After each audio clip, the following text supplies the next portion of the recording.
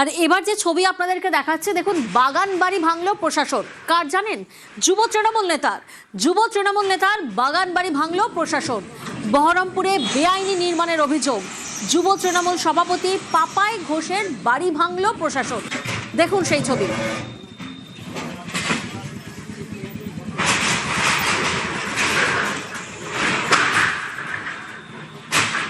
যুব তৃণমূল নেতার বাগান বাড়ি ভাঙলো প্রশাসন, বেআইনি নির্মাণের অভিযোগ।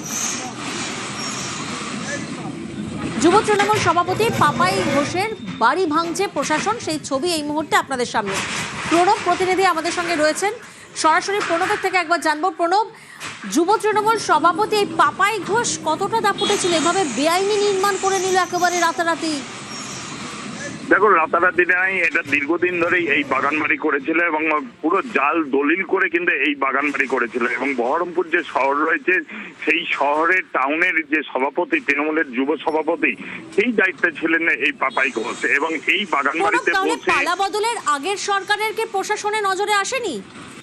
প্রশাসনের নজরে এসেছে এবং এই বাড়িতে বসে, এই বাগান বাড়িতে বসে সাধারণত লোকদেরকে তুলে নিয়ে এসে তাদের উপর অত্যাচার করা এবং বিভিন্ন রকম তোলাবাজি করা, অন্যায় কাজ করা, যত রকম অন্যায় কাজ করা। এবং গভীর রাত অব্দি এখানে পিকনিক চলতো, বিভিন্ন ধরনের ছেলেপেলের লোকজন যাতায়াত করতো এবং জোরে জোরে মাইক বাজাতো এবং এলাকার লোকেরাও কিন্তু।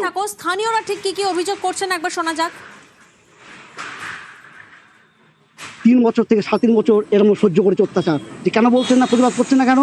প্রতিবাদ করলে থানা পুলিশ ওদের, তখন থানায় কমপ্লেন করতে যাবো, কোনো হাত নেই। অভিযোগ, আমি 40 বছর বাস করছি পাশি, 3 বছর এসে বিশাল মস্তান হয়ে গেল একদম। এই পাড়াটা হচ্ছে শান্তশিষ্ট পাড়া, বাঙাল পাড়া। এই পাড়াটার নাম ডেলি মদ মাংসের ফোয়ারা, ডিজে বক্স বাজানো, লোকে শান্তি করে ঘুমাতে দিত না লোককে। বাঙাল পাড়ার লোক প্রত্যেকে বলবে ও যেন এই এলাকায় না আসতে পারে, ওকে অ্যারেস্ট করা হোক, ইমিডিয়েট অ্যারেস্ট করা হোক। প্রণব, এই যুব তৃণমূল সভাপতি পাপাই ঘোষ তিনি এখন কোথায়? দেখো, পালা বদলের পরেই তার নামে যেহেতু একাধিক অভিযোগ উঠেছিল, তারপর থেকে কিন্তু সে গা ঢাকা দিয়েছে এবং তার খোঁজে কিন্তু পুলিশও তল্লাশি চালাচ্ছে এবং তার নামে একাধিক অভিযোগ যেহেতু থানায় জমা পড়ায়, তারপরেই কিন্তু সে কিন্তু গা ঢাকা দিয়েছে এবং তার খোঁজে বিভিন্ন জায়গাতে তল্লাশি চালাচ্ছে বহরমপুর থানার পুলিশ। তবে পুলিশের দাবি যে সে যেহেতু গা ঢাকা দিয়ে রয়েছে, খুব শীঘ্রই তাকে গ্রেফতার করা হবে বলে। একেবারে খুব শীঘ্রই গ্রেফতারের জন্য তৈরি।